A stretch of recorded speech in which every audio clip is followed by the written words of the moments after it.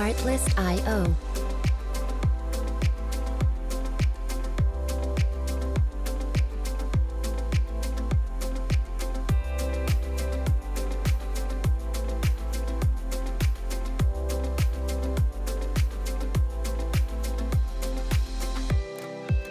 Music licensing reimagined.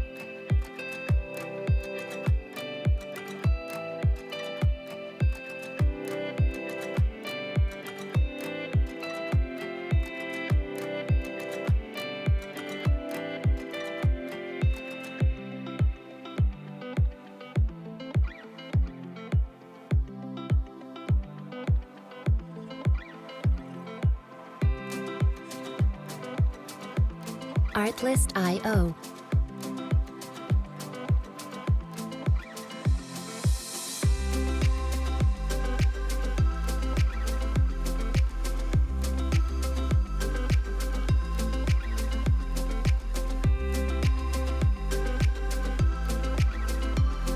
Music licensing reimagined.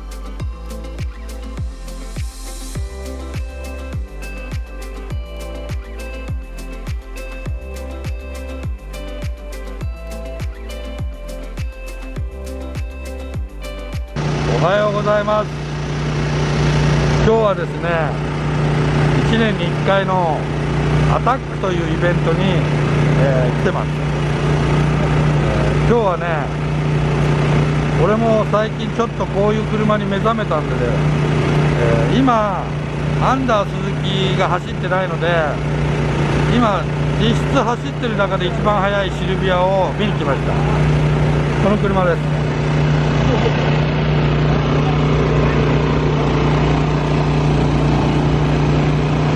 この車はですね、フレンズの猪瀬っていう男が乗ってる車なんですけれども、これもなかなか作り込みが激しいということでですね、この車をいろいろ見ていきたいと思います。もうね、勝手に見ちゃうんです。とりあえずエンジンルームじゃなくて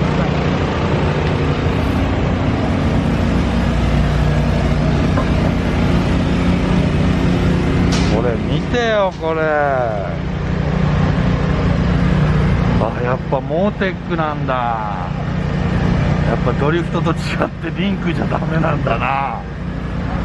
モーテックだもん。もしかしてこれさ、トラコンとかついてんじゃないの？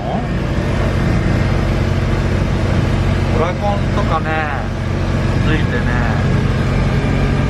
もう最新式だよね、何でもかんでも。この辺のさ、チルトンのブレーキのこのペダル、このペダル類、これだけだって相当するよ、これ。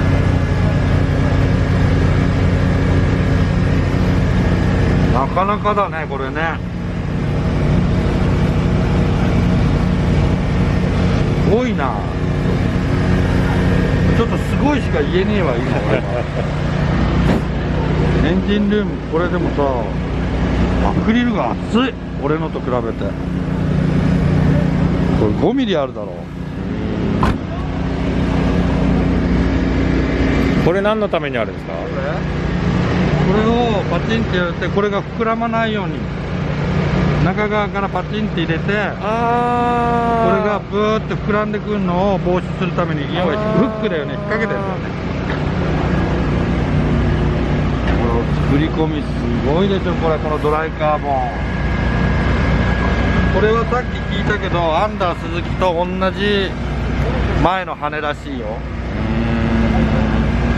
で、さっきも猪瀬が言ってたけれども、こんな54秒で走る車でもエンドレスの4ポットを使ってるらしい。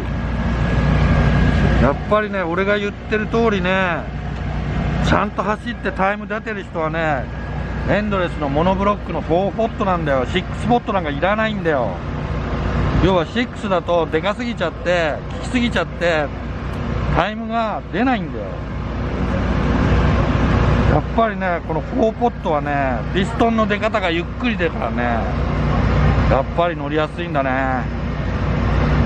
いやすごいよ。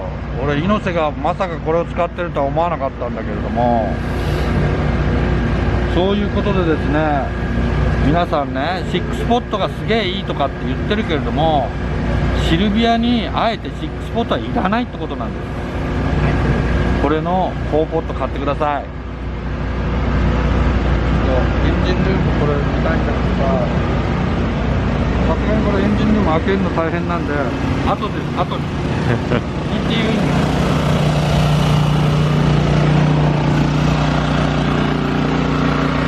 向こう側がいいですね。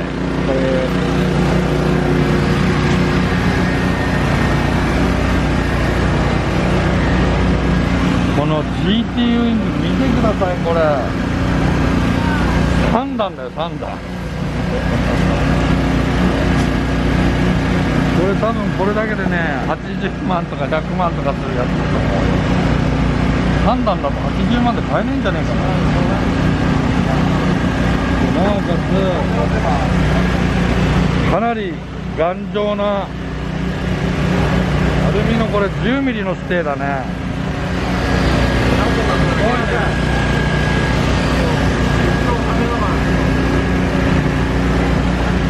これでも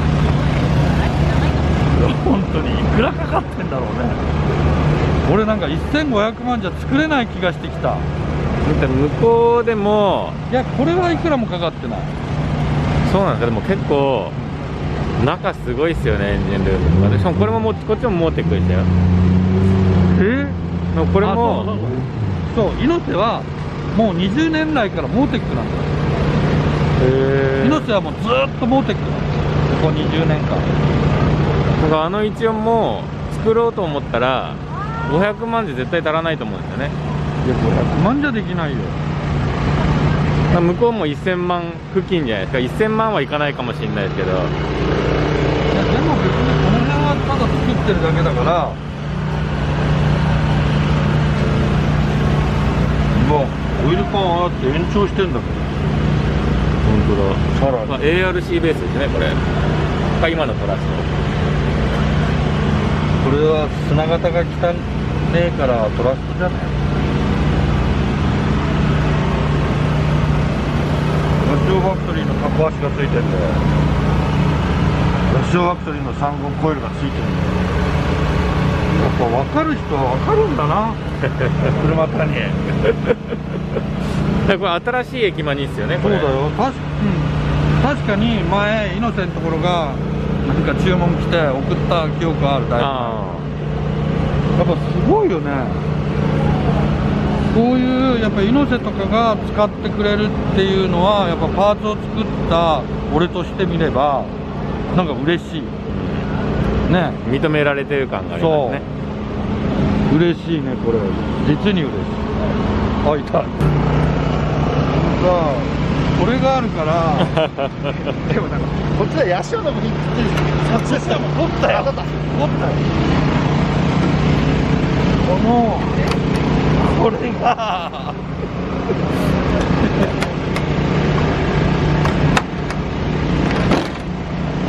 うわ、ドライのペラペラ。これもうすごくない？これ結構後ろにオフセットしてますよね、これ。かなりオフセットしてるよ。俺の昔のスーパーイチゴよりも後ろにいる。やっぱりね、これね、相当フロントミッドシップにしてるから、やっぱりブレーキの面圧もかかりづらいんだな。そういうのもあるんだな。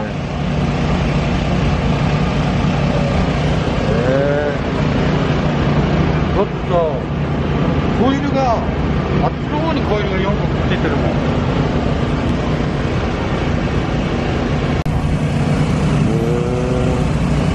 猪瀬、これトラコン使ってんの？トラコンは使ってんの？トラクションコントロール使ってないでしょ。トラクションコントロールは使わないの？使わない。なんで？いらない。厳密に言うとギアでブーストがいい。だから2速で滑んないブースト。ブーストまで、例えば電源ブーストコントロールオフの状態を2が滑んない状態にしといて、低い状態で3からブーストコントロール。なるほど。だから2速に一番ローブースト合わせてるみたいな感じ。なるほど。だって700馬力で2速は絶対滑るじゃないですか。だから例えば550で滑らないんだったら550馬力でウエストゲートの場で合わせていってそこからの上分は上げるみたいな。そうしないと2がほら乗りづらいじゃないですか。やっぱりこうパコパコしてるんだったら入れた方がいいじゃないですか。これはビレットブロック。これノーマルブロック。ノーマル。ノーマルのノーマル。ビレットにしないの？ビレットはビレットでトラブルがあるからちょっとまだでもノーマルって言ってもブロックだけでラダーはそうラダー変えて上のラダーですねキャップ変えてラダーも変えてる。キャップってそんなの合わせる？キャップありますね。ショートキャップだけどライン棒にかけないとダメ。そういうことだよね。で裏のこのラダーがねあれもこうよじれるで割れるから、まあそれはアルミなんだけどちょっと強度があるラダーにして。ラインボーリングって結構高いよね。高いよね。だけどブロック自体がメタル付近から亀裂が入ってる。ある程度の馬力になると。だからキャップ割れるラダー割れるそこを強化してるとブロック本体にクラック今度入ってくるので。なるほどね。もうかけっこになっちゃうから。これカービングが意外とごちゃごちゃに見えるけど何これ？ギャレット？これはギャレットのなんだっけG35 ってやつ。違う3582がまあエキゾストハウジングがちっちゃいのがあるんで結局低速というか中速のラップがいいんで大きいサイズになってこれ以上大きくなっちゃうとエキゾストが大きくなっちゃうからまあそれが嫌で。この車はつくば走るときは何馬力ぐらい700ぐらい？700ぐらい。やっぱ800出すと壊れちゃう？セッティングの時は800までは確認する。だけどセッティング車種台上で800までセッティング取るけどそれでは走らないやっぱり。セッティングは一応 2.5 までセッティング取っちゃうけどやっぱりまあ2キロとか 2.1 とかここら辺 2.2 とかそこら辺では乗用して走ってるけどもうこれ完全にエンジンはリジットなの？マウントはこれリジットですよ。リジット。これさショックさもっと外へ出したりしないの？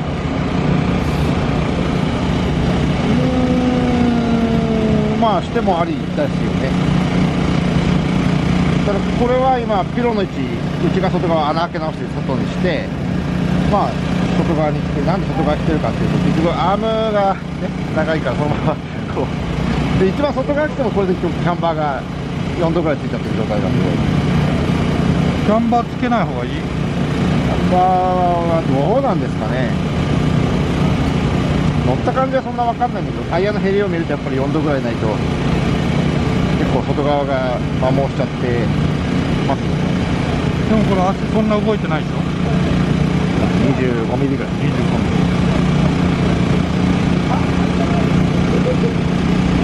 わかりました。ありがとう。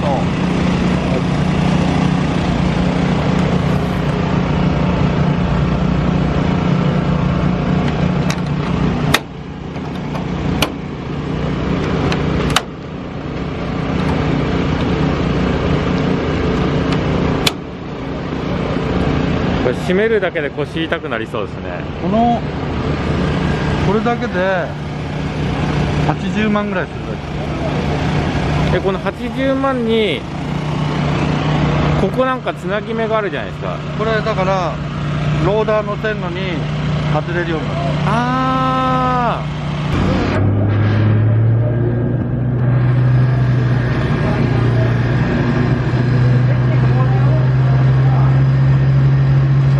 ロールバーの作り方が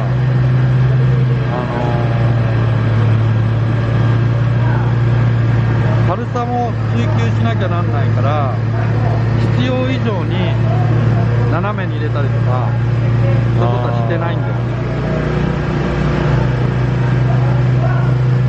それがドリフトカーとは違うところ。だからドリ車市販なんですか？市販じゃないって意味ですか、それは。いやいや、市販、ドリフトのも市販じゃないけれども、ドリフトの場合は FIA の、ルールにのっとったロールバーの作り方なんだけど、これは別にそういうレギュレーションに縛られてないので、はいはいはい必要なところにしかパイプを入れてない。はいはい。要するにやっぱり軽さを追求しなきゃいけないから。じゃあ安全のためってよりもそう速く走るためってことですか？筑波サーキットを走るぐらいだったらロールゲージなんか入れない方がいいですよ。いらないってことですか？安全を無視するんであればもうスポット増しだけで十分強度は保てるんでその方が軽くて絶対速くなる。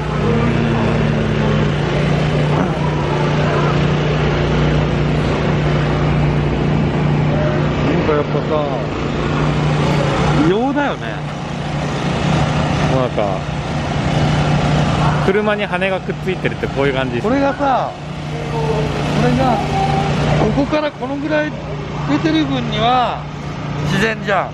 だから社長の2号機にくっついてるやつですよね。だから俺の理想はこのぐらいなんだよ。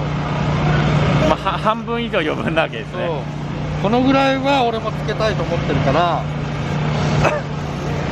ここまではなんかここまでやるとやりすぎちゃう。非常にいい状態で入ってきたところからでしたが、さあ、そしてから6秒6、いきなりでさあ6秒6。